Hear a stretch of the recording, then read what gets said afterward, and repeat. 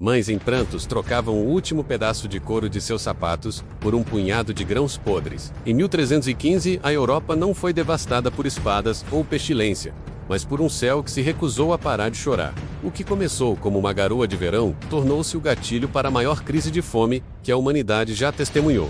De leste a oeste, o mundo medieval viu suas colheitas afogarem em um oceano de lama e desespero. Imagine um mundo onde a luz do sol se tornou uma memória distante e o frio corta a pele como navalha. Por que o destino decidiu castigar milhões de inocentes, justamente quando a Europa parecia florescer? No início de 1315, as chuvas de primavera simplesmente não pararam, transformando estradas em rios de lodo. O trigo, a base da vida medieval, começou a apodrecer antes mesmo de sair da terra encharcada. Os celeiros, que deveriam guardar a segurança do inverno, estavam vazios ou cheios de mofo negro. O preço do grão subiu tão rápido que uma moeda de prata não comprava sequer uma única fatia de pão. As cidades, antes centros de comércio vibrantes, tornaram-se armadilhas mortais de lama e doenças respiratórias. Eduardo II, o rei da Inglaterra, assistia impotente enquanto o seu reino mergulhava no caos absoluto. Filipe IV, na França, lidava com a fúria de camponeses que não tinham mais nada a perder, além da própria vida.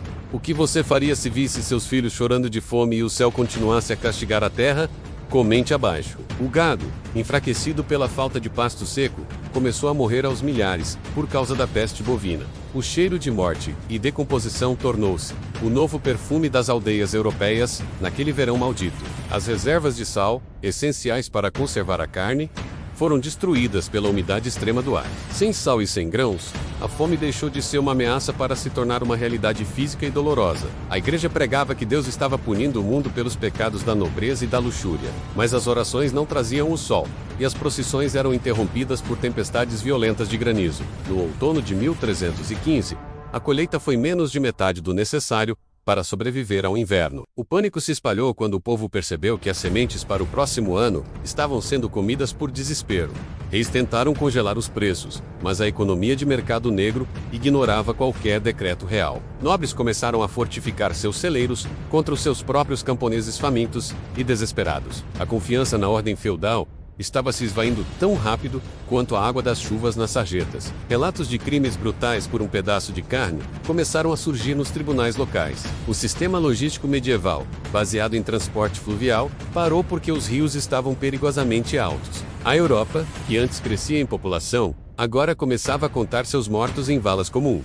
Em Ypres, na atual Bélgica, milhares morreram em poucos meses, transformando a cidade em um cemitério a céu aberto. O inverno de 1315 para 16 foi um dos mais rigorosos daquela década cruel. Sem lenha seca para queimar, muitos camponeses morreram congelados dentro de suas próprias cabanas de palha. A desnutrição tornou a população vulnerável a infecções que, em tempos normais, seriam simples gripes. Pais abandonavam filhos nas florestas, na esperança de que alguém com mais recursos pudesse alimentá-los. A moralidade medieval estava sendo testada até o ponto de ruptura total, por uma fome que não conhecia leis. O rei Eduardo II tentou organizar um banquete para acalmar a nobreza, mas até o banquete real foi pobre. Se nem os monarcas conseguiam pão fresco, qual seria o destino do homem que trabalhava na terra? A inflação atingiu níveis tão absurdos que o valor do ouro despencou diante da escassez de cereais. 1316 chegou com a promessa de sol, mas a chuva voltou com ainda mais violência. O solo estava tão saturado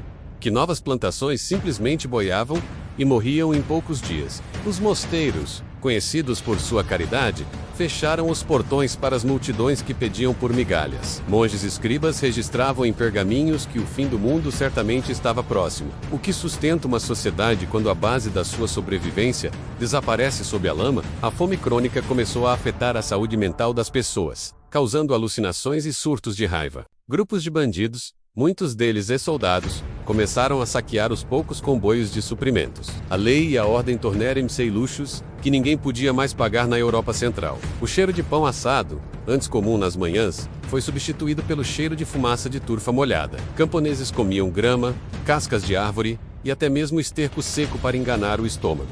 A desolação era tamanha que aldeias inteiras foram simplesmente riscadas do mapa. O impacto econômico foi tão profundo que afetou a construção de grandes catedrais por toda a cristandade. Artesãos morriam de fome porque ninguém tinha dinheiro para nada além de comida. O comércio de tecidos, espinha dorsal de regiões como Flandres, colapsou totalmente sob as chuvas. A fome não distinguia entre o servo e o mestre. embora o mestre demorasse mais para cair. No verão de 1316, a esperança de uma trégua climática foi esmagada novamente. As chuvas voltaram, e com elas, a certeza de que a grande fome seria um evento geracional. Como as pessoas mantêm a fé quando o próprio mundo parece querer eliminá-las? Boatos terríveis sobre o que acontecia nas aldeias mais isoladas começaram a chegar às cortes reais. Histórias de viajantes que nunca chegaram ao destino e de estalagens que serviam carnes suspeitas. A desumanização provocada pela fome extrema estava apenas começando a mostrar sua face mais sombria. 1316 seria lembrado como o ano em que a dignidade humana foi deixada na lama. O trauma dessas chuvas moldaria a mentalidade europeia pelos próximos 100 anos. Mas o pior ainda estava por vir, escondido nas sombras das cozinhas e nos porões escuros das cidades. O que acontece quando a fome vence o amor de um pai e a proteção de uma mãe? Acompanhe na parte 2, como o colapso total da moralidade levou a atos impensáveis. A grande fome não era apenas sobre comida, era sobre a sobrevivência da alma humana. Você teria força para manter sua humanidade em um mundo que te nega o pão de cada dia? Inscreva-se. História sob tensão. Até 8 minutos, sem alívio.